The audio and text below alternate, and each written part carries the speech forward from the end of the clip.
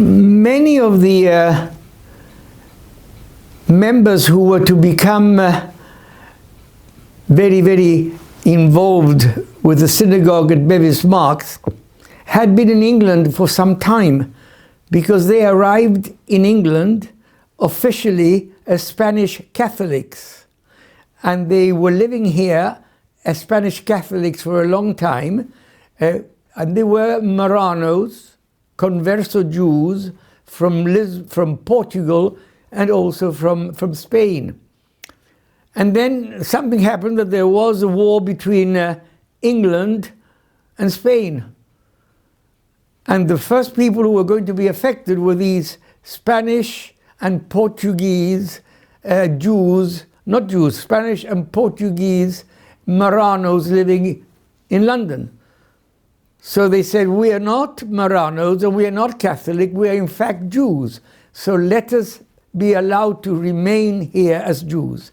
And that was the time when Manasseh ben Israel came over from Amsterdam to meet Oliver Cromwell and ask for the readmittance of the Jews in England. There were many terrible rumors going around that the Jews should not come back. But Oliver Cromwell, being a Puritan, whose religion was very much based on the Old Testament, looked at the Jews more favorably, but he was also shrewd. He realized that the Jews would be very helpful to him in the development of the economy of this country. So he allowed the Jews to come back. Shortly after that, they hired a floor in a house near what is today Bevis Marks, and they had their little synagogue.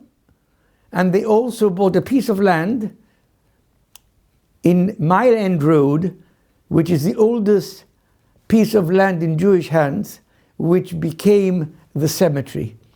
And they realized that the first things they had to do was first to buy a piece of land to bury their people, and then shortly after to start a Jewish school, because a Jewish school is far more important to preserve the Jewish people than is a synagogue.